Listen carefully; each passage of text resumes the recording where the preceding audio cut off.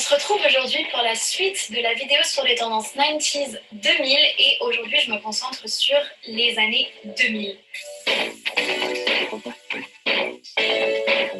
Les années 2000 sont juste partout depuis le début de l'année 2020. Paris Hilton, Lindsay Lohan, Christina Aguilera, Britney Spears, Destiny's Child, Jello, Lizzie McGuire, Charm. Les années 2000, c'est vraiment les années pop culture, les années pop et hip-hop. Aujourd'hui, il y a vraiment une sorte de culte qui a été recréé autour des années 2000 et pour cause, c'est en fait la dernière décennie où tout allait à peu près bien. C'est un peu la dernière décennie de l'insouciance.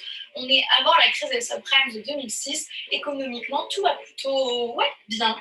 Et en fait, ça se ressent dans la mode, strass, paillettes, chihuahua dans des speedy, téléphone à clapet rose, du monogramme partout, c'est vraiment l'effervescence. Les années 2000 ont pourtant été vraiment critiquées par les magazines de mode, c'était tout le temps oh non, au secours, pas le retour des années 2000.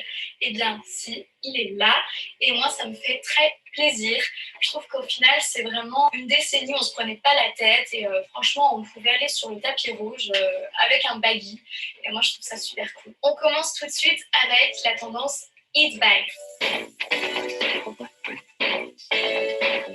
Les années 2000, c'est vraiment la décennie des hit bags, vraiment le sac qui sort. Tout le monde se l'arrache, il est sold out et ça devient vraiment un phénomène. Du coup, le premier des hit bags, on l'avait déjà vu dans mon autre vidéo, c'est le sac baguette de la maison Fendi qui est sorti en 1997, qui a été ultra encensé par Sex and the City. Dans les années 2000, le sac est toujours autant populaire. Ce sac a d'ailleurs été réédité par Fendi en 2019. Un autre hit bag ultra célèbre, le Saddle de Dior. Le sac a été créé par Galliano lorsqu'il était directeur artistique de la maison. Il est apparu sur le podium pour la première fois pour la collection Spring-Summer 2000. Le sac est un petit peu tombé en désuétude et il a été ressorti par Maria Grazia Chiuri, la directrice artistique actuelle de Dior, en 2018. Autre hit bag, mais pas des moindres, le Prada Nylon, le petit tessuto. Il est sorti en 2000 et un autre modèle en 2005. Idem, la maison Prada l'a réédité en 2019. Je finis avec 3 hit bags de la maison Louis Vuitton. Mon petit préféré, le petit sac baguette monogrammé. C'est un sac qu'on a vu dans le film culte Lolita malgré moi. Et en fait, ce sac est vraiment devenu un phénomène de mode et toutes les adolescentes en rêvaient. Deux autres sacs un petit peu plus gros cette fois, le bowling et le speedy. D'une manière générale, les sacs étaient petits et c'est vraiment fin des années 2000 et en 2010 qu'on a eu une rupture avec l'arrivée de la tendance pour les sacs oversized. Donc par exemple avec le modèle 1973 de Gucci qui est sorti en 2010. C'est clairement la fin du monde. On passe maintenant au petit top. Dans les années 2000, il y avait énormément de tendances liées au col des petits tops. Un col que j'adore, c'est celui-ci, c'est le col bénitier. On en voyait déjà pas mal dans les années 90 et on en voit vraiment plein dans les années 2000. On avait aussi énormément de dos nus, aussi de col ras-de-cou. Une autre énorme tendance, c'était tous les petits tops one shoulder asymétriques avec des strass en plus pour que ce soit encore plus cool. Et on avait également beaucoup de top tubes, donc juste des petits tops bustiers, les top tubes bien moulants, sans bretelles. Et une dernière tendance, un petit top triangle qui se noue autour du cou. J'adore ce genre de top, je trouve ça ultra mignon, ultra féminin et il y en avait plein dans les années 2000. Pour les chaussures, les bouts carrés se sont de plus en plus allongés et on a eu une espèce de tendance pour les bouts carrés longs. Par exemple, je ne sais pas si vous voyez, mais mes bottes, c'est exactement ça, carré mais long. Une autre tendance, c'est le bout pointu et vraiment une chaussure iconique de cette époque, c'est la botte Dior de la collection Rasta qui a été créée en 2004. Dans les années 90, on avait toute une tendance pour tout ce qui était plateforme et compensé, par exemple avec les Buffalo que portaient les Spice Girls. Et cette tendance vraiment continue, par exemple, là, avec des bulles compensées que porte Phoebe dans Friends, hyper excentrique. D'ailleurs, j'en ai. Outre les mules compensées, on avait aussi les tongs à talons et les tongs compensés. Et bien sûr, pour finir, on avait toujours la petite tendance des chaussures mules qui est née dans les années 90 et qui continue vraiment d'être hyper à la mode dans les années 2000.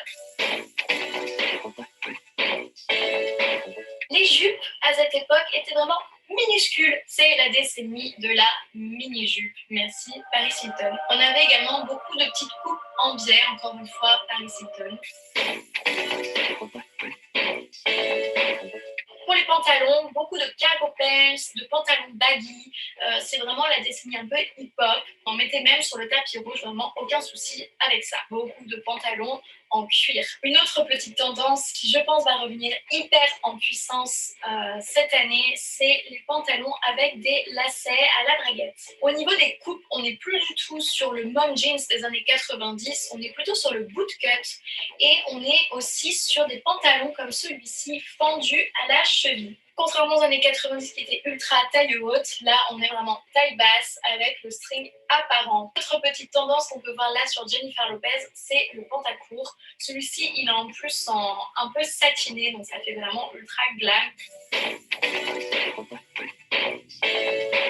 Impossible de parler des années 2000 sans parler de Juicy Couture. L'ensemble en velours, le tracksuit, était vraiment un phénomène de mode énorme. Donc là, encore une fois, merci Paris Hilton et merci Britney Spears. Elles en ont porté plein de toutes les couleurs. Je pense qu'elle va vraiment revenir en force.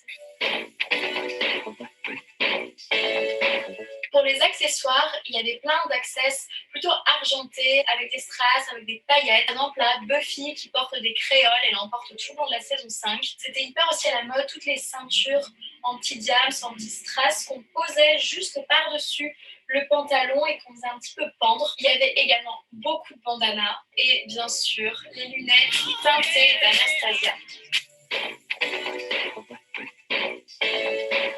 Au niveau des couleurs, vraiment les années 2000, c'est toutes les couleurs. Mais je dirais quand même vachement de rose. Je termine avec les motifs. Les années 2000, c'est des années ostentatoires. Donc évidemment, c'est des années monogrammes. On n'avait aucun problème à afficher son amour pour une marque, son amour pour le luxe et même son appartenance, je dirais, à une marque. Je voulais parler évidemment de deux monogrammes ultra célèbres. Le premier, c'est le monogramme Dior. Il a été créé par Marc Bohan lorsqu'il était directeur artistique de la maison. Il est apparu publiquement la première fois en 1969. Et c'est John Galliano, encore lui, qui l'a dépoussiéré en 2000. On en voyait juste partout. Le monogramme est tombé en désuétude avant d'être ressorti, toujours par Maria Grazia Chiuri, en 2018. Beaucoup plus ancien, le monogramme de la maison Louis Vuitton. Celui-ci est apparu publiquement pour la première fois en 1896. Contrairement au monogramme Dior, le monogramme Louis Vuitton n'est jamais vraiment tombé en désuétude, mais c'est quand même Marc Jacobs, quand il est arrivé à la direction artistique, qui lui a donné un petit coup de jeune.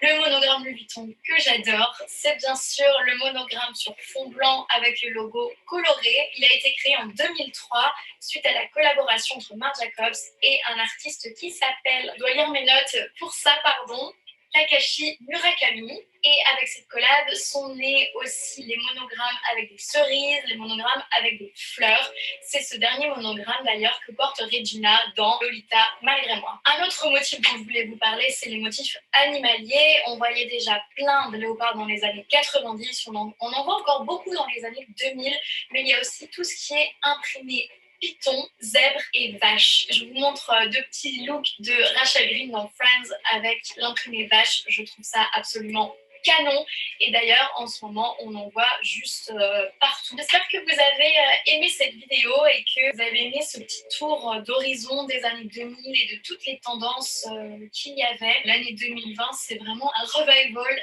énorme de ces années. Voilà, je pense qu'on est dans un contexte qui fait qu'en ce moment, plus que jamais, on a envie de couleurs, on a envie de fun, on a envie de paillettes, voilà, on a envie de s'amuser avec la mode. C'est une décennie que moi j'aime beaucoup. Donc voilà, si vous avez aimé cette vidéo et que vous voulez en voir plein d'autres, n'hésitez pas à vous abonner.